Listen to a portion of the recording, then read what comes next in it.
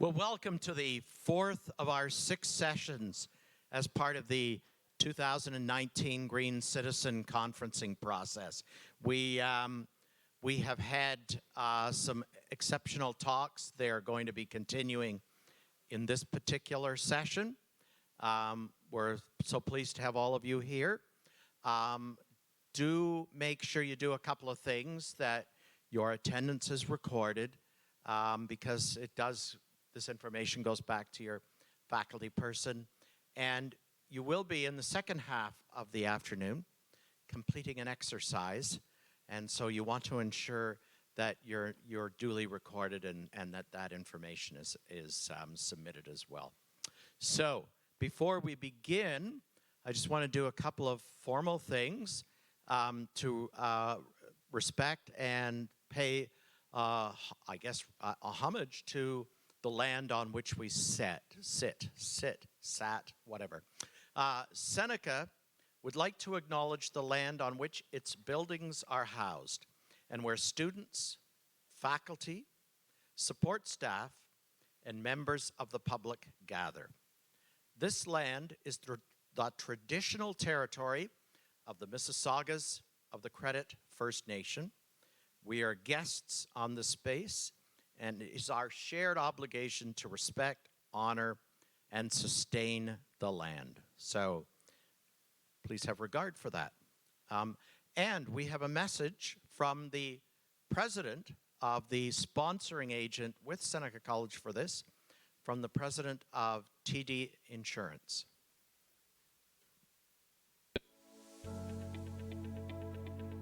Hello everyone, on behalf of TD Insurance, I'd like to welcome you to the 2019 Seneca Green Citizen Symposium. I'm sorry I can't be there in person, but I'm very happy to be able to share this message with you. We're very proud to be the presenting sponsor of the Green Citizen Symposium again this year. TD's purpose is to help enrich the lives of our customers, colleagues, and communities. At TD Insurance, we know all too well the negative impact of severe weather and climate change on people's lives.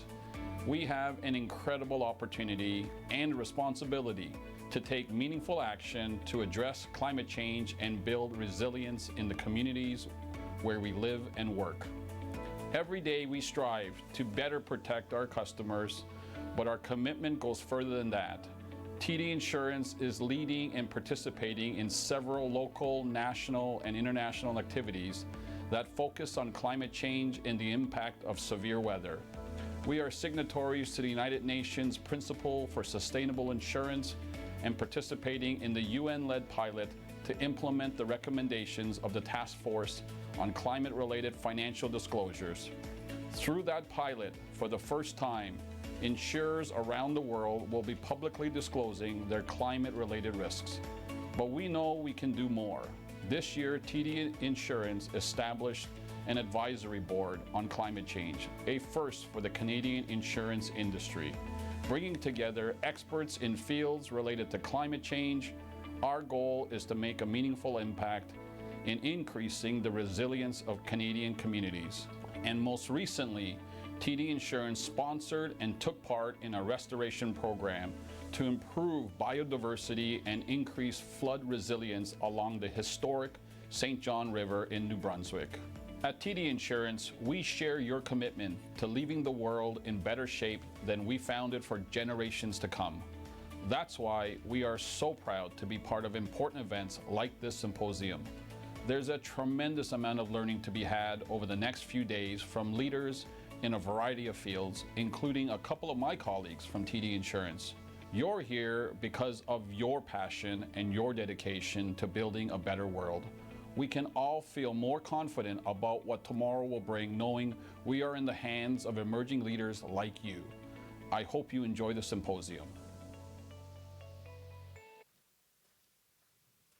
Thank you very much for that. And the president did mention that his colleagues are here, and we do have one with us, Huma Pubani. Huma is the manager. She's got an incredibly long title, so bear with me. Her title is National Issues, Government and Industry Relations for TD Insurance. So, Huma, thank you for being part of this. We have Sally Moore, our scribe, taking minutes and notes. Glenn Miller from the Canadian Urban Institute is with us, and a number of other colleagues and friends. So we're very pleased that they were able to participate in today's event. Andrew Wickham, the genius behind this three-day event, tells me to remind you that we are using all compostable materials for foodstuffs right down to the coffee cups. Don't worry, they won't disintegrate in your hands. They have long-lasting value, but eventually they are compostable. So, without further ado, it's my pleasure to introduce our keynote speaker, Dr. Cecilia Rocha. That is the Brazilian pronunciation, what you might think is Roca. Cecilia is a member of the International Panel of Experts on Sustainable Food Systems. She is the lead author of the report Unraveling the Food-Health Nexus, Addressing Practices, Political Economy, and Power Relations to Build Healthier Food Systems, which was released in 2017. Dr. Rocha is a professor in the School of Nutrition and a researcher at the Center for Studies in Food Security at Ryerson University, right here in Toronto. She has participated in the development of the Toronto Food Strategy from 2008 to 2010, was a member of the Toronto Food Policy Council from 2005 to 2011. She was the director of the project Building Capacity in Food Security in Brazil and Angola between 2004 and 2010, and co-director of the project Scaling Up Small-Scale Food Processing for Therapeutic and Complementary Food for Children in Vietnam between 2015 and 2018. Considered an expert on the innovative approach to food and nutrition security in the city of Belo Horizonte, Cecilia is the author of a number of scholarly papers and reports on food policy and programs in Brazil. Cecilia.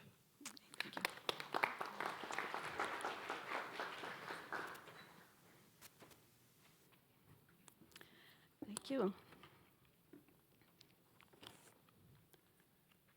I'll leave my notes and water here just in case and see what I'll need. Well, thank you so much for the introduction. Thank you for the invitation.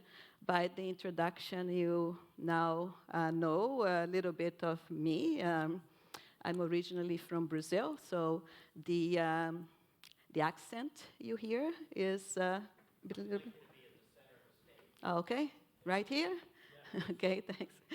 So the accent is Brazilian Portuguese, but I've been in Canada for a very, very, very long time. But the accent never goes away when you are married with a Brazilian and you speak Portuguese every day at home. So that's the accent you hear. You also learned that I'm old because I've done all of those things, many years ago and continue to do them. So I am at this point of life that you can look back and see, oh, I've done all of those things, and what have we accomplished, and where are we right now? So it is quite an interesting place to be. So you can look back at some things. But events like these kind of tell somebody like me that maybe things are progressing, because you have those events and you have young people that are here to learn, consider, but also move things ahead. So I'm very happy to be here. But I'm gonna, okay, let me think. Where do I point for this? Right there? Okay. Did it go?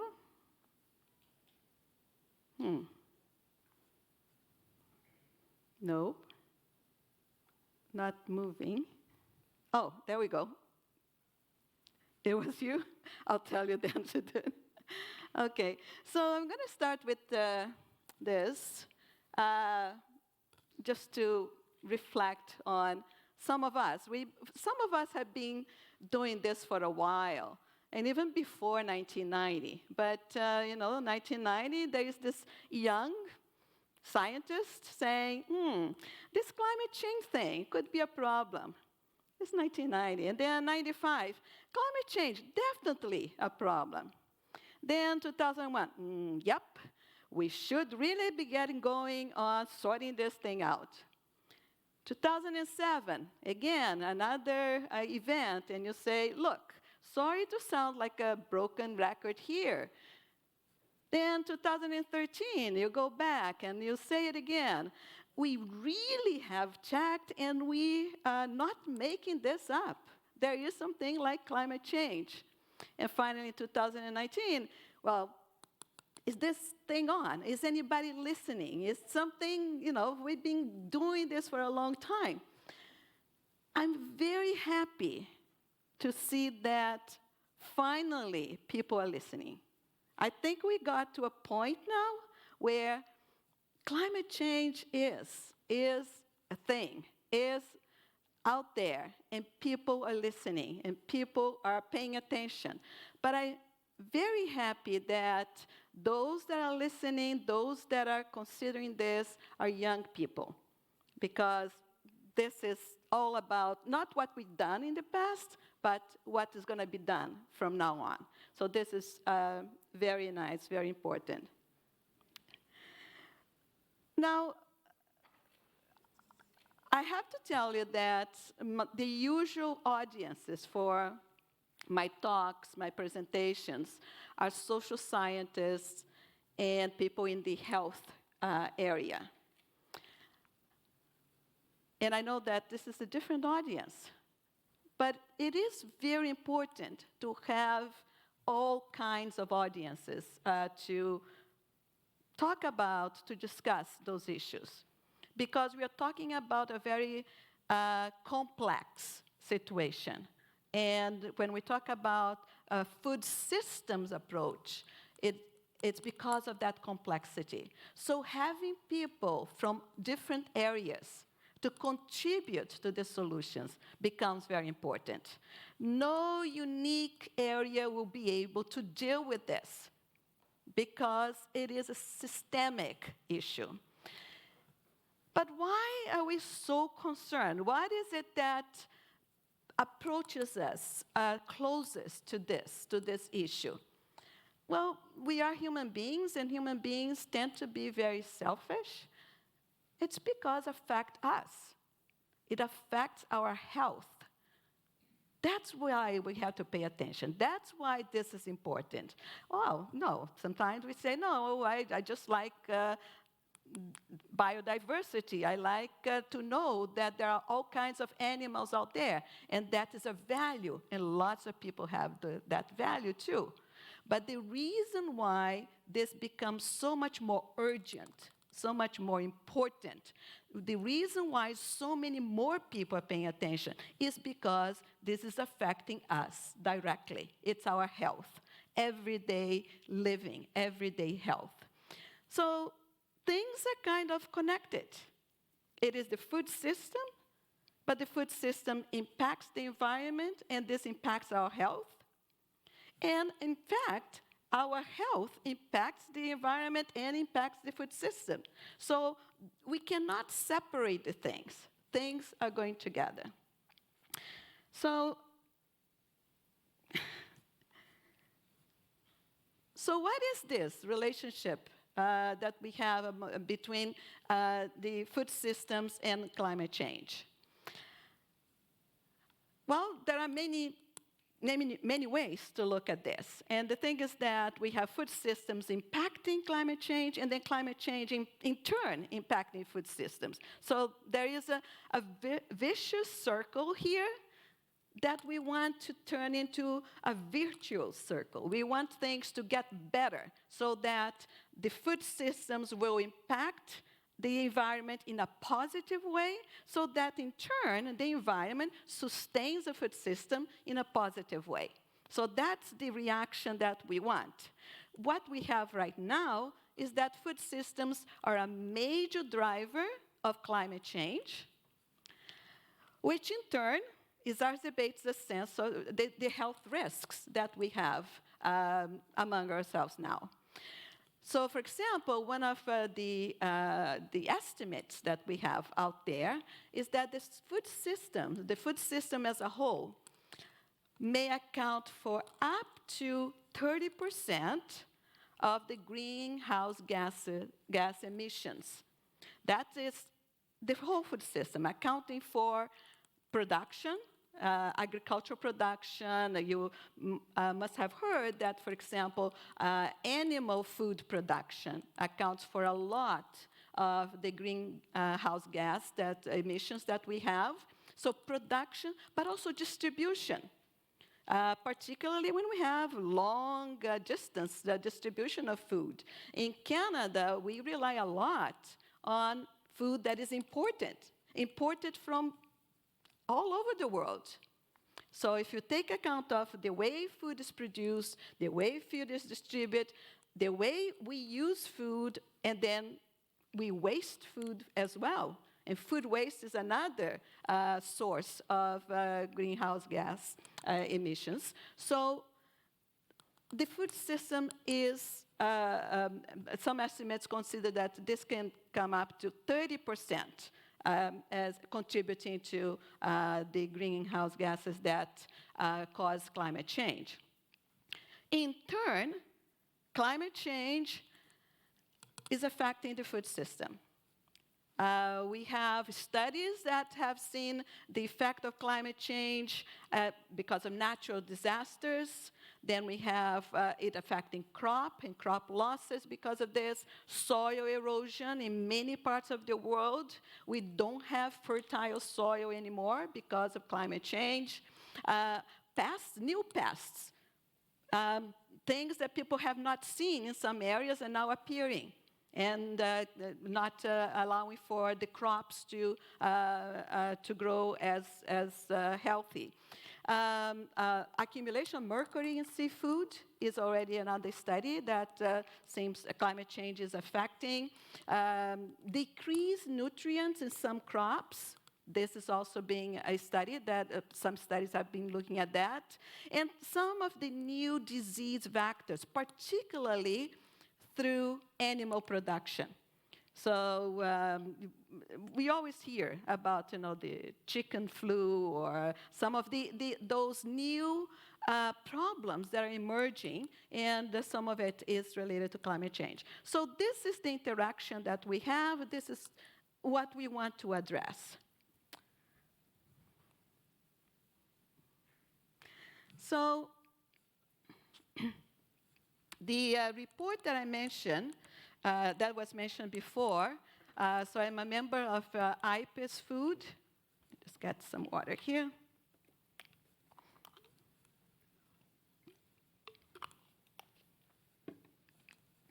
Now, IPES Food is the International Panel of Experts on Sustainable Food Systems. So we are a group of people from around the world, and looking into that.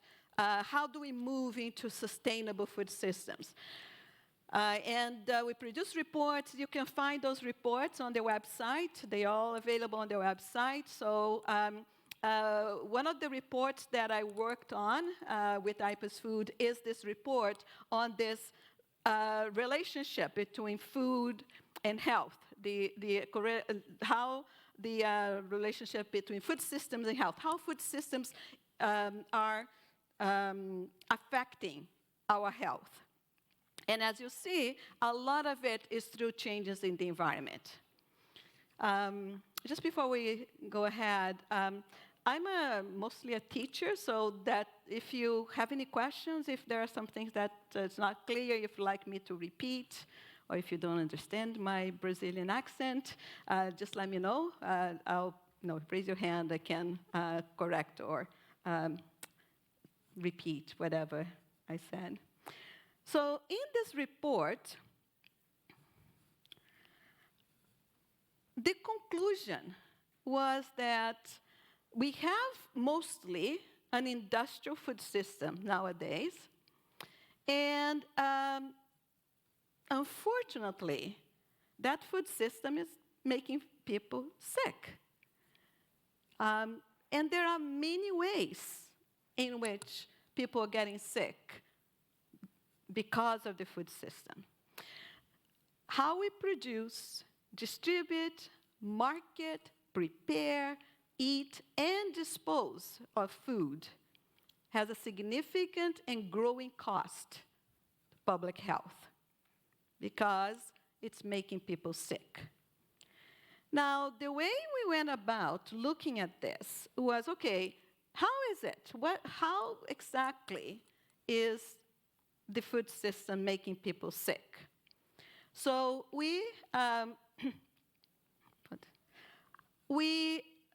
looked at the channels, the impact channels of food systems on health. And we thought that there are basically 5 channels through which we can see the food system that we have impacting on our health. So I'll just talk a little about each of those 5 channels and see how people are getting sick out of what we have in the food system. So the first one is occupational hazards. So people getting sick because they work under unhealthy conditions. Now, we live in a country where we still have occupational hazards in the food system, but many less, I would say, than in other countries, because we have legislation telling people, telling employers what conditions you must have for your workers. But in countries around the world, this is not always the case. So for example, if we take pesticides, which are used in our agricultural production, we still have people dying from pesticide poisoning around the world. Now, in some countries, you still use pesticide, but you don't have as much of the impact on people because they have to use masks, gloves, there's protective attire for them to use the pesticides. But pesticide poisoning is a major concern around the world. And that is heavily used in our agricultural production. But it's not just pesticide poisoning that is a concern. We have concern about people working in food service industry, in the food service sector. There are injuries in terms of back injuries. In the fisheries, we find a lot of problems for the workers in that sector. So occupational hazards are decreasing because of legislation in a number of countries that protect workers, but still we find in many areas of the food system that workers get sick just because they work in that sector. So that's one of the impact channels of how the food system is impacting health. The second impact channel that we looked at is environmental contamination. Here we are in the environment again being a major concern for us.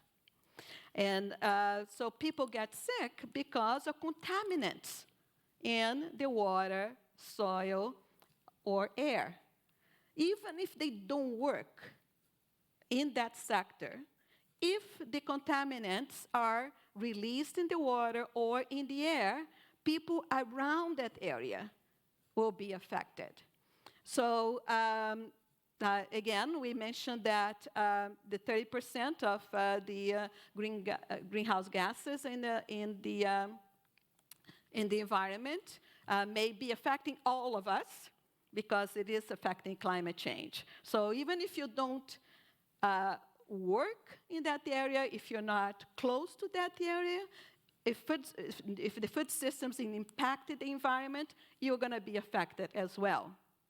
There are some other concerns about how the contamination of the environment impacts health. There are lots of people with respiratory illnesses, skin illnesses because of the water, because of contaminants of the water or in the air. So this is another way in which the food system that we have now is impacting health. Impact channel 3. We have contaminated, unsafe, and altered foods that also impacts health. We all know what food poisoning is. It is when we ingest some food that's not good for us, that makes us sick. So people get sick because specific foods they eat are unsafe for consumption. Now, when food is contaminated and we ingest this food, people get sick out of this. And in 2010, there were an estimated 600 million cases of foodborne illnesses and 420,000 deaths. So it is a major issue. And again, we find that this depends on what part of the world you live. This is going to be more or less of an issue, depending on the legislation, depending on the food safety networks that we have. That will be one or another problem. But a more recent concern that people have with this is with new foods or new ingredients in some foods where where there is a concern about allergies and the increase of allergies through those new ingredients, some colorants that are put into food or some preservatives. So that's, again, a line of research that is being done because many people can be affected by that food, by consuming that particular food. Probably the impact that is receiving most attention in the world today by most governments in the world today is this impact 4, which is unhealthy dietary patterns. Why is this getting so much attention? Because more and more people are getting sick because they have unhealthy diets. The growth of overweight and obesity in the world today is surpassing any kind of public health issue, even in poor countries. That's because the increase of overweight and obesity is leading to a growth in non-communicable diseases, such as heart disease, diabetes, some forms of cancer. Those are significant problems that we are having, and it's everywhere. It's in Canada, the United States, in Europe, but also in many poorer countries, because the diets that people are consuming, most of them from industrial production, industrial food production, they are not appropriate. They are making people sick through an increase in overweight and obesity. So one study that we looked at estimated that obesity has roughly the same economic impact, and that is $2 trillion as smoking or the combined cost of armed violence, wars, and terrorism. So the cost, the economic cost for public health, for governments, for people, not only that, but also the personal cost it's tremendous. And this is one of the impacts of the food system that is creating it's gathering most of the attention nowadays. Now, it's interesting, for example, when we measure the cost, $2 trillion US. How do we measure this? Well, we measure in terms of how much it costs to treat those diseases. And it's a rough estimate because in some countries we have good ways of accounting for that. So we have hospitals, and we go and say, oh, okay, how much is costing the, like in Canada, we have a public health system, so how much it costs the health care area to treat people with diseases that could be preventable. Diabetes, let's say. Diabetes is huge everywhere. How much does it cost to treat people with diabetes? And it's a long-term condition with medication, hospitalization, doctor visits, and absence from work. These are the costs. Now, it just so happened that in some countries, even though the incidence of those diseases would be very high, the cost might be lower because people tend to die from those diseases. So the consequences are harder, but the actual cost in a poor country of those diseases will be lower. For example, people will die of diabetes early in life. The people die of a heart condition earlier in life than they would in Canada. So the cost of supporting people with those diseases will be higher in Canada than, let's say, in India, because people tend to live with those diseases much longer. But so that's the reason why we can only have rough estimates of those costs. And finally, the last impact channel that we identified in our study is the cost of food insecurity. Now, this is my area of research and study. So people get sick because they can't get access to adequate food at all times. We have unhealthy diets for many people, but we could change those diets because we can access healthy diets. Food insecurity is a situation where people cannot get access to food, cannot get access to healthy food. So one estimate of the food insecurity, we have about 2 billion people in the world that suffer from some kind of micronutrient deficiency. That is, they don't have enough of essential vitamins and minerals. Even though they may access some food, the food is not of a quality, or the diversity of food is not enough. They cannot get enough vitamins and minerals. But we still have in the world about 800 million suffering from calorie deficiency. What is calorie deficiency? Hunger. People go without food.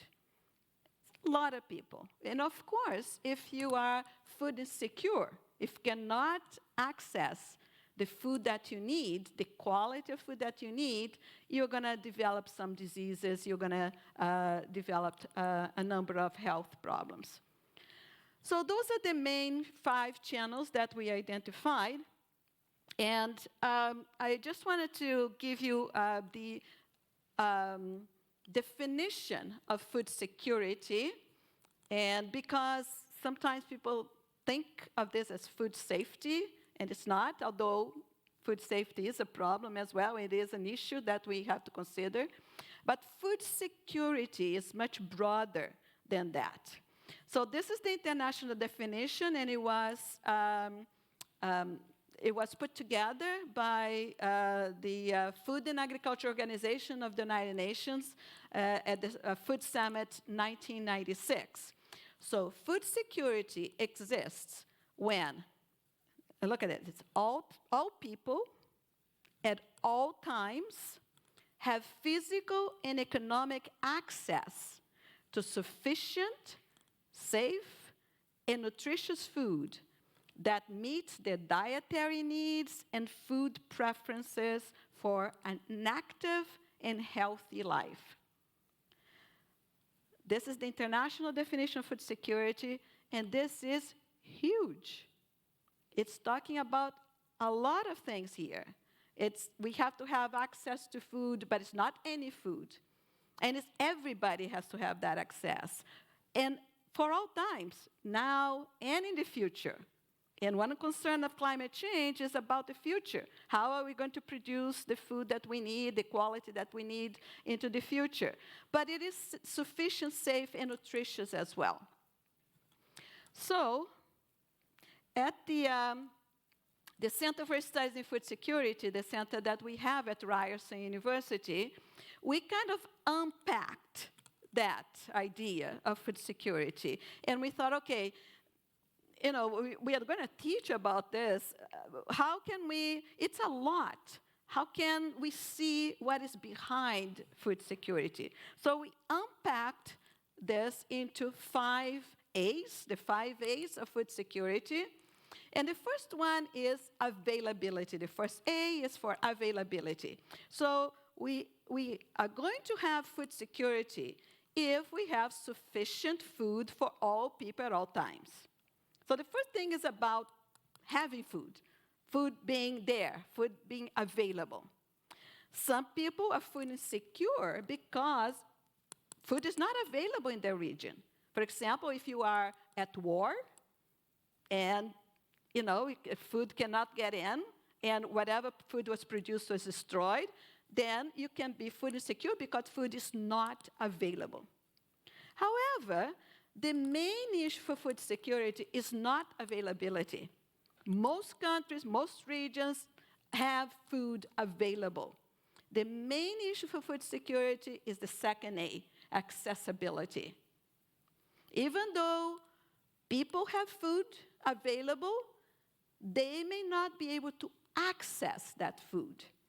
Now, there's physical accessibility, but the most important issue for food accessibility is the economic access, poverty. People do not access the food that they need because they cannot buy the food that they need. Food is available mostly through markets. For you to access that food, you have to have income, have to have money to buy the food that you need. So what we find is that nowadays, the most important reason for food insecurity everywhere, including Canada, we have about 12% of the Canadian population that is food insecure. It's poverty. It's not being able economically to access that food. Now, at the last, there are other reasons for people to feel food insecure. Adequacy, the third A, is that, yes, okay, so you have food available. You even can access that food. You have money to buy that food. But the food also has to be nutritious. It has to be safe and produced in environmentally sustainable ways. So part of the reason that part of the problem that we have here is that some of the food that we are accessing is not nutritious. Some of the food is not safe. And a lot of the food that we are buying, that we are consuming, is not environmentally sustainable. We cannot continue having that same type of production. So that becomes an issue as well, particularly for people into the future. Because food security is about people in the future as well. The fourth A, and the one that In Canada in particular, we find that it's very important to always remember that is acceptability. And that is that, yes, we are going to access food, and we're going to access food that is safe, healthy. However, we also want food that's culturally acceptable, that is produced and obtained in ways that do not compromise people's dignity, self-respect, or human rights. Why is this so important? Because let's take the case of food banks, which we have a lot in Canada. Everywhere we have food banks. Food banks are an indication of food insecurity. People can access that food. It could even be healthy food. It's certainly, in Canada, safe food. But that access is not in a dignified way. In a market economy, we all should be able to go to the market to buy the food that we want, the food that we need. When people go to food banks, they don't want to go to food banks. It's out of need. We also don't want food that is produced healthy and everything, and in our markets, that we find out workers are dying for pesticide poisoning. I don't want that food, even if it is healthy, even if it's good. I want food that is not compromising the way that people are producing it. So acceptability is a very important component of that food security. And finally, the final A of food security that we propose is that of agency. And what we mean by agency? Well, we mean that for all of those to apply, for us to have all of those components, we must have policies and processes. We must have people doing something to make sure we have all of those components. It's not going to be a natural thing. It's not going to be happening for nothing.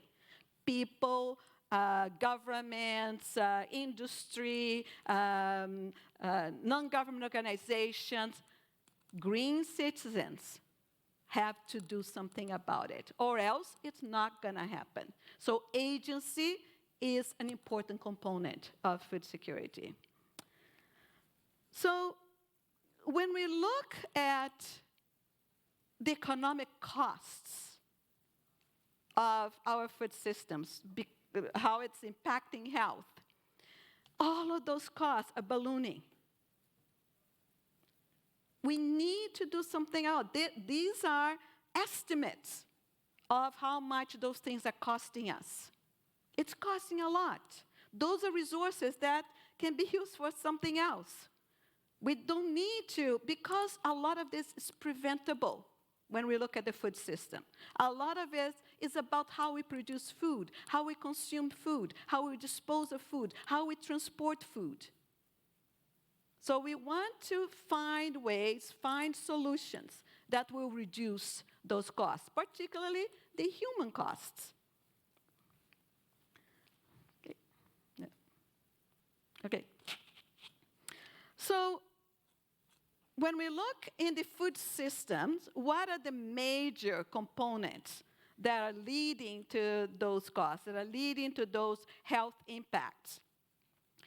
Certainly, the dependence on chemical inputs, and particularly monocropping, those farms that produce only one product, and they are extensive farming, they rely a lot on chemical inputs. Fertilizers, pesticides, they need that for that production.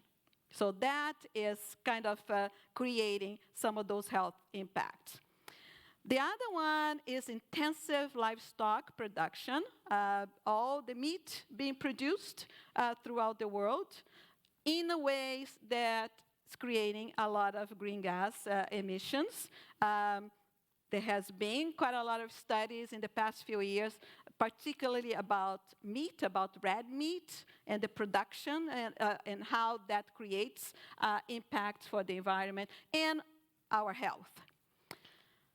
The third major component is mass production and marketing of ultra-processed foods. Now, this term is a recent term in the literature. Ultra-processed foods are foods that have very little to do with the original food. So it is the industrialized foods that put lots of chemicals and very little real food in them. So anything that is ultra-processed, that further away from the original plants that created that food. So that is also creating some problems. Particularly there, the studies are showing how they impact on overweight and obesity. And finally, as we have mentioned, a lot of this depends on regulation. A lot of this depends on policy. Some countries have more problems than others because they have developed their regulation of the food system. Food safety, for example, when we say, Canada has one of the safest food systems in the world, and that's correct. Nevertheless, now and then we have some problems. Nevertheless, now and then we have some E. coli scare out there. But we have much less than other countries. Why? Because we have a regulatory system that is very well developed, that's very good, that monitors our food system. Why don't we have as much occupational hazards associated with the food system than other countries? Because we have regulation. We have very well developed regulation. So, yes, this is what we need. We need more of those. So when we talk about a solution, and given that we're talking about the whole food system, then what we propose as a solution is we need to develop what is called a sustainable food system. Now, sustainable food system is not referring only to environmental sustainability, which is true. We want a sustainable food system that is working with the environment, with healthy, natural environment, that's not polluting the natural environment. So that is an important component of a sustainable food system. But we also want a sustainable food system that is consistent with good health. Because a lot of our worries about the environment is because of our health. So good health becomes important. As I mentioned, in terms of food security, we also want food that is culturally appropriate. We want a system where people can afford going to markets, so social equity is important, and that they're not forced to work under conditions that are not healthy for them. And we want vibrant local economies. So it is a lot. It is complex. And that's why we need everybody to contribute. It cannot just be the health sector. It's not going to be enough. The economists are not going to be enough. The social scientists, the environmental engineers. We need everybody to work together because it is a very complex issue. So one of the proposals, for example, that IPES Food have been working on, and I know that in the afternoon you're going to have a workshop on agriculture, so maybe you can kind of bring this in. One of the proposals is that agriculture today in the world is dominated by either the industrial agriculture, the monoculture, lots of chemicals, huge, and trading and things like that. So there's one side of that, which is huge. But when we look around the world, there are lots of areas in the world that's still a kind of subsistence agriculture. And those are small family farmers working in just making ends meet. And it's not well-developed agriculture. They don't use chemicals, that's good, but they don't produce enough for even getting them out of poverty. In fact, most poor people in the world are farmers producing food. Most people going hungry in the world are actually producing food because they're producing food in the subsistence level. So one proposal is, not one or the other. Why don't we develop an agricultural system that is mixed, that will allow for not monoculture, but production of many different products, using less agrochemicals, combining plant production with animal production. So a lot of those ideas are coming together into this concept of agroecology, which is emerging as a new way of producing food. So agroecology is kind of new, but now it has the Food and Agriculture Organization of the United Nations, since last year, has adopted this as a new way of producing food. So maybe this is one of the solutions. Other solutions, for example, and I think maybe getting into the workshop of this afternoon as well, a lot of people are talking about urban agriculture. How can we produce in cities? One of the things that we have here in Toronto, which is quite interesting, and people around the world are looking at Toronto as an innovator in this area, is that we have a bylaw, and those are for the urban planners out there, that's something that urban planners in Toronto were able to do. We have a bylaw that any new buildings, any new commercial buildings in Toronto, they have to have a green roof. I don't know if you knew about that. Climate change. This is cities can contribute having more green spaces. So having a green roof in the new buildings is a very positive way. Well, at Ryerson, we are trying to transform as much as possible those green roofs into urban agriculture. So we have a major green roof on top of the engineering building that we are producing food.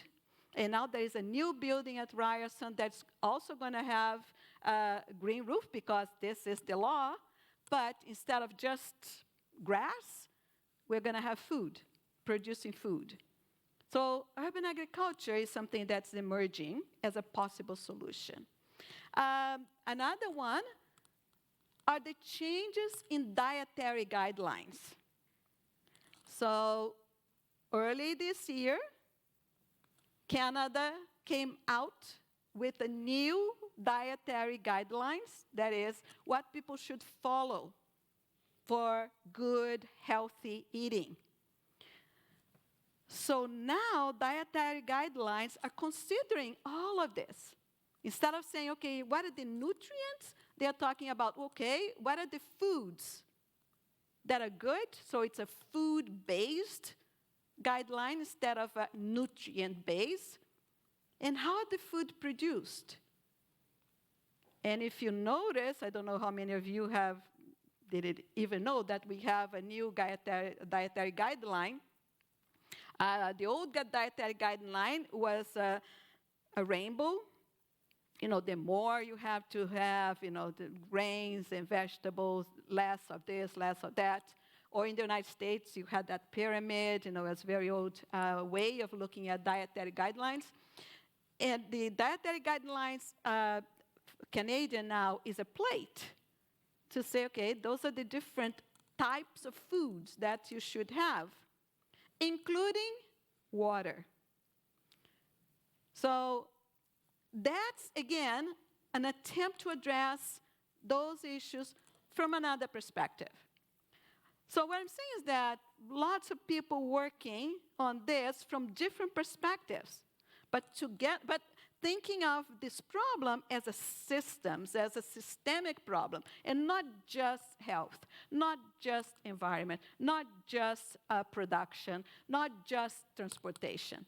So we need all of those thinking together to see what the solutions will be. But why is it so difficult to move towards this sustainable food system? Well, because we have what's called locked-ins. That is, as a system, we're doing things in some ways, and it's very hard to change those ways.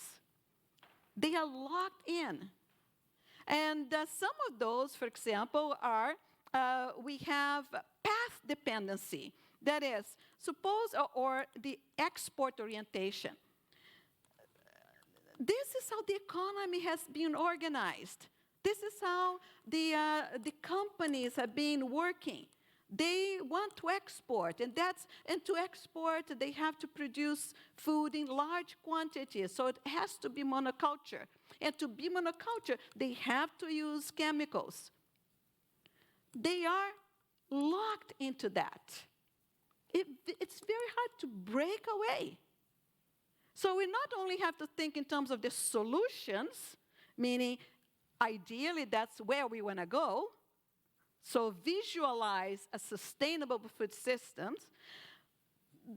That's hard enough, but the hardest thing is to see how do we get there from here, because we are locked in. So the innovations have to be also in terms of how do we move? What is it? We are doing things in this way. It's very hard. A lot of people, for example, take the case of this feed the world narratives. A lot of people are convinced that if we produce food in different ways, we're not going to be able to produce enough. That is, we need to feed the world. And that's why we need to produce food in the way that we do. We need to use a lot of chemicals. We need to have monocultures. And we are concerned. We are afraid. Well, if we move away from this, maybe we're not going to be able to produce enough food. Maybe we're not going to be able to feed the world. Well, but that's not, this is also killing the world. This is also creating all those problems. So how do we move from this to that, to the vision of a sustainable food system? There is a need for a lot of people to work together to look at that path, to look at how do we break out of those locked-ins. So I just want to see. Do we have another slide? Okay. So the final considerations here. So building healthier, sustainable food systems requires ambitious and wide-ranging action. It requires challenging prevailing narratives, such as we need what we have because we need to feed the world. Well, we have to challenge that. And we have to say, well, could we feed the world in a different way? And if this way that we're doing is not good, we need to challenge that. And also needs challenging this silo mindset. Okay, engineers work here, health sector works here, agriculture works here, urban planners work here. We need a lot of people coming together to contribute to those changes.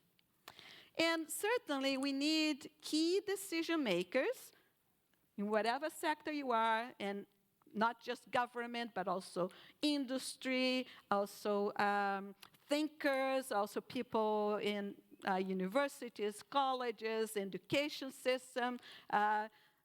We need people to adopt those visions, what is a sustainable food system, to think about the practices and the policies which will combine those, which combine the health of the environment, the ecological health, but also the health of us, not only in terms of the personal health, but also economic health, the social well-being of all people. So I think that's it. So there are some references, mostly from the IPES Food, which you can get on the website. So thank you, and I'll get some questions now. Many thanks for that, Cecilia. And stay up here with me, please. I will.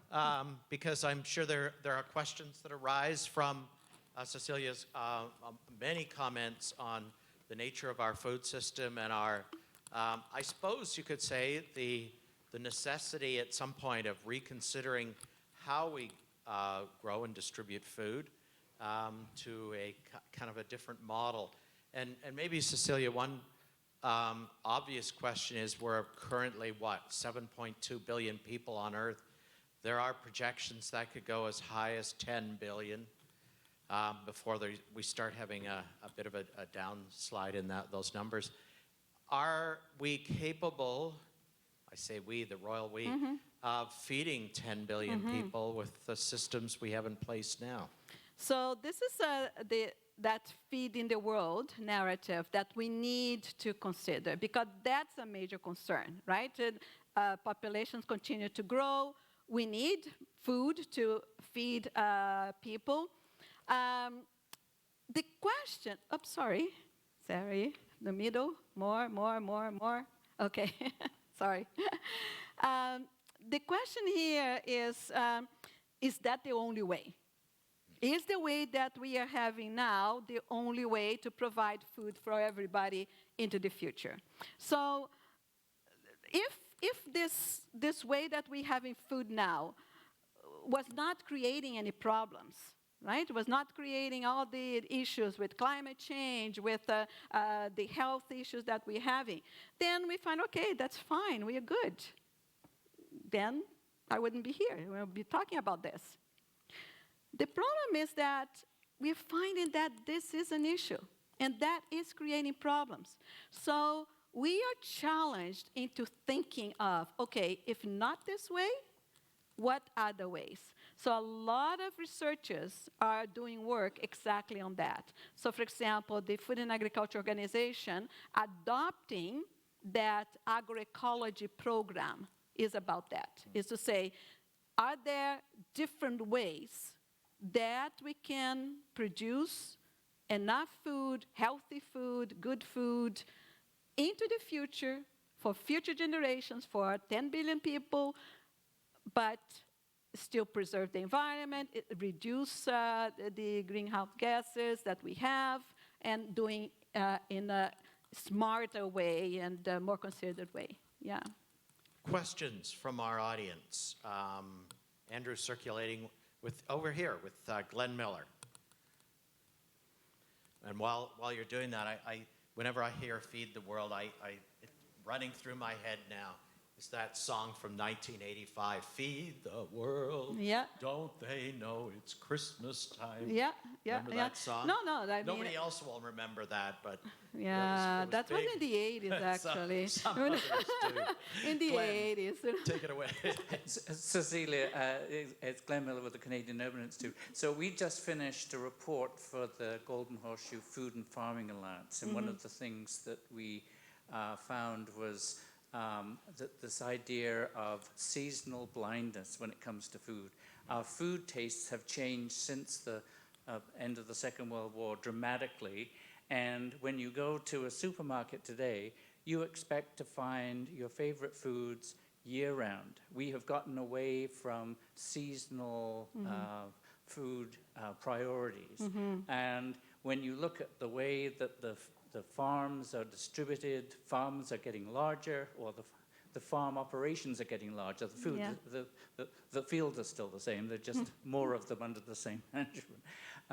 So how do you get a better balance when people have become so used to having so much choice, and so much of that food is coming from around the world?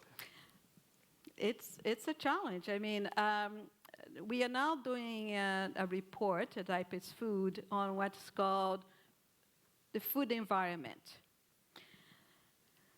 Because we are always, or I don't know, not we and not always, but there is there's a perception out there that people see the problems, and we are telling consumers that they should do things different, right? So it's like, blaming the consumers. So you're the ones that are buying ultra-processed foods. You're the one that are eating food from around the world, and you don't want to, change the ways you eat. And it's true. It's very hard for consumers to change their habits, to change, particularly when tastes have changed. For example, one of the issues with ultra-processed foods is that a lot of us are much more used to high salt, high sugar, high fat, and the taste of those than 50 years ago, when we didn't have as much salt and fat and sugars in industrialized products. Now we have developed those tastes. Now we have developed almost, some people say, an addiction to those high levels of salt and sugar and fat. And we crave that. But then we come and say, well, but this is not good for you. Well, you shouldn't. And you should eat more plants and have a plant-based diet. You should not eat as much meat, and you should not eat as much industrialized, ultra-processed foods. And you should eat more of seasonal fruits and vegetables. And all of this is true, but it's very hard for consumers. So one of the issues is, how can we make things easier for people to choose what is best for them? We know the history of, for example, cigarette smoking. It's we have the history of that. We have how research always comes and says, this is not good for you, this is not good for you, not good for you. It's very hard to change habits. And for food is also like that. So I think that making sure that we can facilitate the best choices, making sure that, for example, one of the complaints is the amount of commercial for target to children of high fat, particularly high sugar products. So changing that environment, food environment.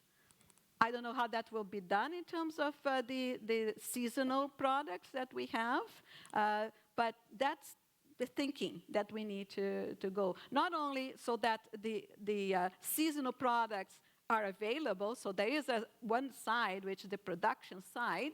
We want those seasonal products there, But then, will consumers get them? Will consumers buy them? Well, we have to think how that's going to happen as well. So that's the food environment piece of it. So these are, some people would call them wicked problems, complex problems, challenges, but that's part of the conversation that we're involved in. Cecilia, Osha, thank you very much for this. This has been brilliant. We have a small gift of food for you, actually, somehow appropriately. Thank you. And it's actually food that's grown on site here. Thank you so much. What's the story behind it there, Well, Andrew? tell me. Yeah, I mean, just a few snacks, but then we have some local Seneca honey from our local apiary here. That's wonderful. So that's really great. And then a kind of final thank you were as a sort of gift, but donation as well. We've donated to a lot of different projects around the world to try to make this event, lower our carbon footprint and impact that we have. So thank you very much for being a part of this symposium. Well, thank you very much. Thank you again for listening. And I'm looking forward to all what this group of young people can contribute to this. Thank you very much. Thank you. Thanks, Cecilia. And in Thank fact, we you. have Chris Dudley of the Helix office and Brandon Hebor of our urban farming division. Not quite division. And they'll be actually saving the world in the second half of the afternoon. We're going to take about a break to 2:30 and then resume with the exercise that will form the second component of today's activities. We'll see you back in about 15 minutes.